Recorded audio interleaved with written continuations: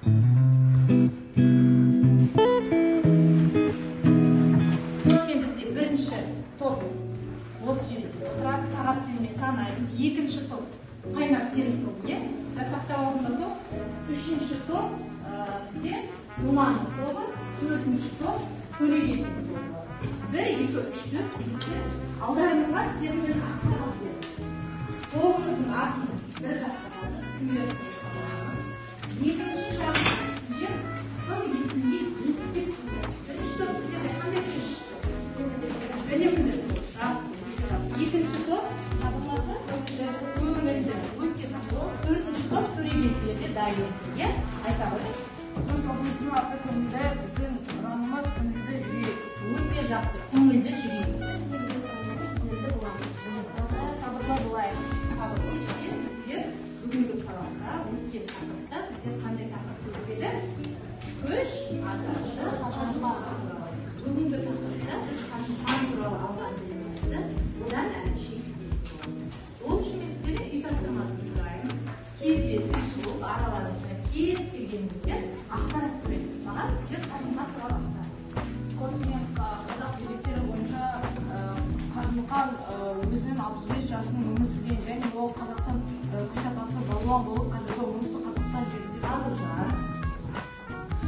Қажымұқан Байбасовтың алдымен әлемдік сахнаға 1906 жылы Алманиядағы әлемдік чемпионатқа Топтың бөлінген кезде, топтың ережесі бір-бірімізді тыңдау керек екенімізде, одан кейін топтың ішіндегі өздеріңіздің тайм уақыт есептеп отыратын өздеріңіздің тайм-киперлеріңіз болу керек және жедел жәрдемдеріңіз әдеттегі топтық жұмыс бойынша арнайы жұмыс тапсырмасы.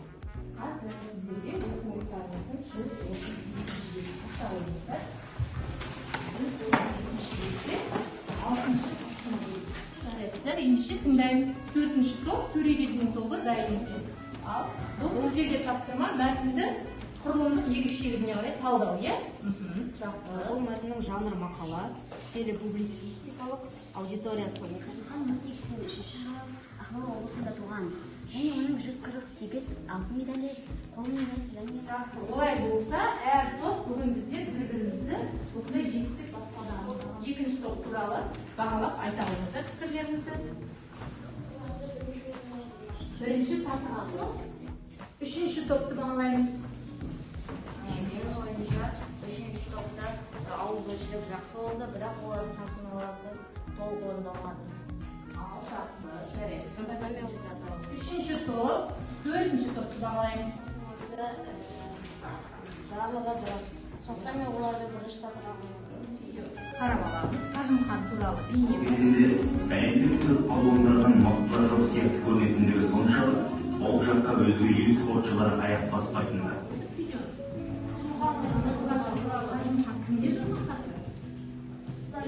Қазір сіздерге тапсырма. Төрт топқа жазылып қалады. Осыған орындаймыз. Бірінші топтан қарап қойыңдар. Үндемесі қалған топтар. Қажымұқан Байбасов қазақтың атасы батыры. 1887 жылы Қажымұқан неше медаль болды? Қажымұқанның неше медаль болды? Қажымұқан кімге хат жазды? Төртінші. Қажымұқан не себепті күш атасы болды? Жақсы. құрметті Қажымұқан ата, қауымымыз сізден таңқалады біздің сіздің медальдарыңыздың Көрген видео бойынша естіктер барады, аяқ басады, сұраймын, аралап қайтты. Төртінші топ сіздер қай жетістікке аяқталды? Қажымұқан күш атасы, өйткені ол шымырлан мықты күші көрсете алатынын алады. Өте жақсы. Сіздер сәйкестендіре қойыңыздар. Есік ашып салт етістік, әкесімен сөйлестік, туынды етістік. Осы жетіншіде топ, әр топ өздеріңіздің бүгінгі сабақта қандай ақпарат естеріңізде қалды, соны жазамыз.